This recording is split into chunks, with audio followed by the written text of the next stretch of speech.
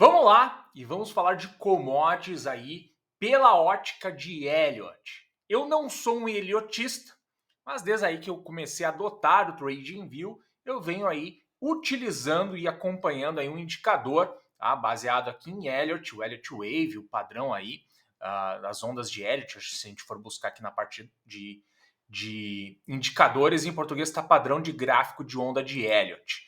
Tá? E porque ele tem me gerado alguns insights. E por outro lado, aí nós temos um assunto das commodities. Né? A inflação global ela se acelerou em parte devido à aceleração dos preços das commodities. Foi uma das variáveis que teve um peso. Agora, né, vários países aí fizeram seu dever de casa, política monetária rolando, curvas de juros aumentando, já existe alguns já apostando que os juros podem começar a cair, né? E aí, quando eu olho para as commodities, eu tenho um pouco de dúvida. Eu acompanho muito o Beacon, que é o Bloomberg Commodity Index, que é um índice de commodities calculado pela Bloomberg, e ele teve muita dificuldade de perder um patamar de 110 e ele não se desconfigurou totalmente de uma possibilidade de voltar a subir. E aí, quando eu olho por Elliott aqui aponta uma possibilidade de uma onda 5 no gráfico semanal. E aí também tem aí narrativas, né, de alguns gestores falando que o petróleo pode renovar máximas, dado que um retorno da China, a retomada da atividade econômica da China e uma oferta escassa pode elevar o preço do petróleo. E aí eu olho o Beacon, tem essa possibilidade de onda 5, e aí eu queria dar uma investigada. Quais as commodities, né? Olhar se realmente por Elliott Petróleo está mostrando essa possibilidade, quais outras commodities que fazem parte do Beacon, que mostra essa possibilidade de onda 5, estão contribuindo para isso. Vamos lá, vamos falar de West Texas, né? Que é o petróleo leve americano. Tem aqui possibilidade também de onda 5. Renovar máximas e ir até mais longe, até $200 aqui. Estamos falando de 150 a $200. Gás natural, né? Ainda não tem notícia do que pode ser o movimento após aí essa finalização dessa pernada C. Brent, né? Talvez o que mais represente o petróleo, também está mostrando uma onda 5, tá? Uma possibilidade aí de ir a $164. Milho, ó, o milho já parece que completou, o 5 está no movimento aqui corretivo de ABC, com a possibilidade de fazer C, ou seja, não seria ele que estaria contribuindo com o Beacon. Trigo, finalizando um C, né? Não sabemos ainda se é o final, mas né, já fez também onda 5. E a soja também com a possibilidade de fazer o C do ABC. Então nós temos aí 3 grãos que não estariam contribuindo com o Beacon. Parece estar mais, né, centralizado no petróleo, ok? Então, aquela narrativa do mercado, de alguns gestores da aposta do petróleo, por Elliott, por esta ferramenta automática aqui, parece estar se confirmando. Vamos olhar para cobre. Cobre estaria para fazer uma onda C corretiva aqui, já terminou a onda 5 pela ferramenta. Alumínio, fazer uma onda C também, já fez onda 5. Tá? Então não seria esses dois metais. Ouro, pode fazer uma onda 5 aqui, né? E aí o ouro, junto até outras análises, né, que a gente vinha acompanhando um Cooper Randall, né? Cheguei até a fazer uma publicação no TradingView falando sobre esse acompanhamento do Cooper Randall mensal. Eu tinha aí, esperava um desenho de uma alça de xícara arredondada e parece que está fazendo pelo mensal uma alça de xícara aí de um canal, né, mais retinha. E aí, né, olhando por Elliott, não chega aonde está a projeção de um Cooper Randall, seria mais longe aqui, mas Elliott também aqui pela essa ferramenta também estaria confirmando. Prata, vamos ver qual é a situação da prata. Ele não conseguiu calcular nada para prata? Não está mostrando nada para prata.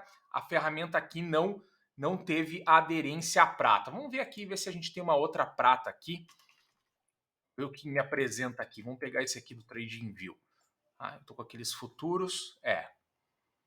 A ferramenta não está apresentando nada para prata. Vamos olhar o café. Café seria o final de uma onda C, a gente não sabe o que vem depois. Então, na parte aí de grãos, do cobre, do alumínio, não é da onde viria essa pressão. A pressão está vindo do petróleo e do ouro, para aquela onda 5 do Beacon. Vamos dar uma olhada. No açúcar, estaria, né? Já teria completado a onda 5 e estaria começando aí uma onda corretiva em ABC para fazer a pernada C. Vamos ver gado em pé, também já teria completado a onda 5, estaria no ABC. Tá? E aí aqui a gente passa, vamos ver, 1, 2, 3, 4, 5, 6, 7, 8, 9, 10, 11, 12, 13 commodities que compõem o Beacon. Aqui a gente tem 80% do Beacon está aqui, nos mostrando que a maior pressão está no petróleo e no ouro. E aí a gente está vendo aqui até parte de alimentação, né, podendo alcançar níveis mais baixos. A dúvida que fica é a seguinte: o petróleo ele é um componente de custo dos alimentos, né, dado que a gente precisa movimentá-los. Claro que quando a gente está falando de grãos, a gente está falando do preço, né? O petróleo ele contribui dentro do cálculo de preço, né, porque tem que ser levado até os portos para exportação, mas fica um pouco esquisito, né, em pensar que só o petróleo é que vai levar o Beacon tão longe, ou só o petróleo e o ouro, e essas outras commodities vão estar fazendo movimentos para baixo. Então estou acompanhando isso, é uma análise mais exploratória, é uma ferramenta automática que eu estou utilizando, mas eu estou tentando aí ver o que ela está mostrando e o que eu estou percebendo que está sendo falado e o que eu estou analisando de outra forma, dado que, né, eu sigo mais a própria teoria de Down, olho aí a questão de médias e eu vejo que o Beacon, né, tem uma dificuldade muito grande de perder o patamar dos 110. Ele completou um desenho que tinha que completar e logo voltou para cima. E tem aqui uma possibilidade, existe aqui uma linha de tendência de baixa, que eu posso considerar a sombra ou desconsiderar essa sombra, que ele está próximo aqui para romper, né?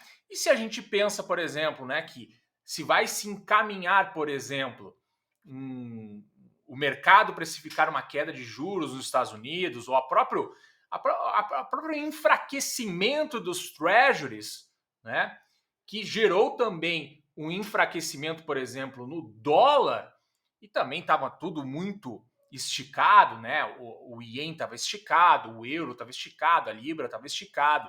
Alguns desses lugares fizeram o seu dever de casa, né? Que contribuíram também para a queda do dólar. Mas o Beacon aqui ainda não largou o osso. Então, isso me faz o seguinte: o dólar vai cair mais porque existe uma relação inversa, né, entre commodities, preços de commodities e o dólar. Obviamente que pode ter momentos que caminham os dois para a mesma direção. E a gente teve isso recentemente, né, com um dólar mais elevado e também com as commodities, algumas commodities mais elevadas. Mas a gente estava vivendo isso e ainda estamos vivendo algumas distorções econômicas por causa de guerra da Ucrânia, por causa de pandemia, né? O dólar fez um movimento muito forte.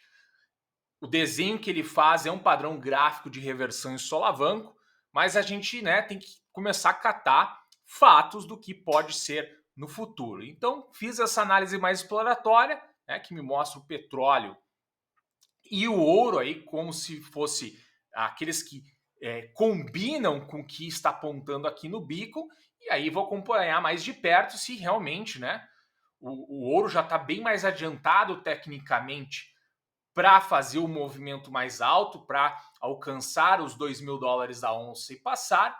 Já o petróleo temos aí que observar. Semana passada fechou abaixo aí de médias de 21 do semanal e eu tô acompanhando para ver se vai ter fatos disso ou não. Estou fazendo essa análise pós-decisão de taxa de juros nos Estados Unidos, tá? Ainda tem um chacoalho, vamos ver, é uma semana ainda bem pesada, tem bastante coisa para acontecer, mas temos este desenho, né? Se eu ver alguma mudança disso para frente, também, quem sabe a gente faz alguma outra análise. Legal? Era isso que eu queria. Quero deixar aí um grande abraço.